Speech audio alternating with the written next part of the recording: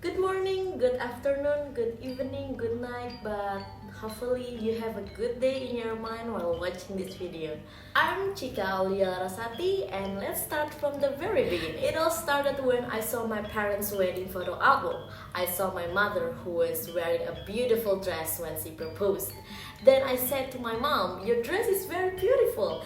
And my mom said, "Yes, of course, it's kebaya, a traditional dress from Indonesia." After that, I became curious about what kebaya is, how can there be a kebaya, and so on. Therefore, the material that I will deliver in this speech is the kebaya throughout the years. All of Indonesian women has worn kebaya at least one time in their life. Usually these clothes are used or found on formal occasions such as weddings, Independence Day, and if you want to flashback when elementary school, there is usually a Kartini Day parade and students wear traditional clothes from various ethnic groups, and at least one of them has a kebaya. However, even though as an Indonesian woman I occasionally wear it, I actually don't know the history of kebaya. I just take it for granted. So, in this speech, I'm going to explore the history of the kebaya seen from its revolution from year to year. The beginning of the presence of the kebaya was in 1300 to 1600 AD, with the form of clothing in the form of a tunic-like dress commonly used by Chinese women during the Ming Dynasty. Then in 1500 to 1600 AD, Chinese immigrant women began to enter the archipelago, which later developed into kebaya encim. This encim kebaya is the result of a modification by the people of the archipelago in the form of a tunic-type top with long sleeves covering the neck and knees and shaped like a bracket. Now we go to Japanese Kingdom and colonial.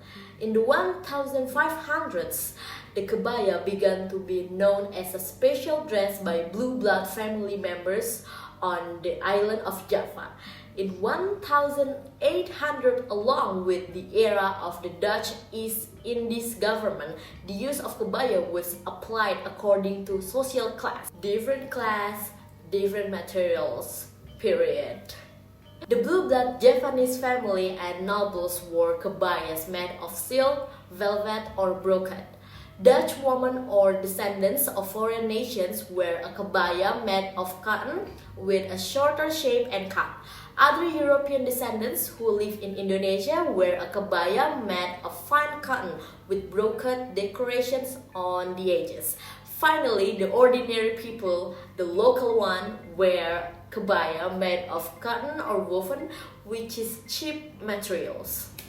In the 90s, the kebaya was not only used by native Japanese but has spread throughout the archipelago. Especially after independence in 1945, the kebaya became more and more widespread in the lives of the Indonesian people both in rural and urban areas.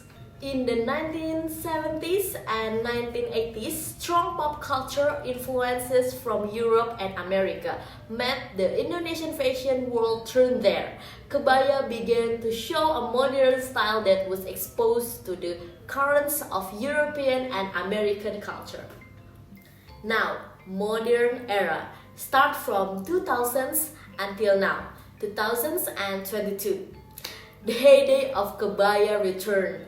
Fashion designers are competing to make modern kebaya with a very harmonious shape on the body with the addition of a combination of elements and materials such as metal, crystal, as well as various beads and silk. If you are wondering, nowadays there are two types of kebaya that are widely used, the encim kebaya and the putu baru kebaya. Kebaya encim is a type of kebaya that usually worn by women of Chinese descent, decorated with embroidery, while the putu baru kebaya is a colorful short tunic with a beautiful motif, and usually we found the putu baru kebaya on engagement day.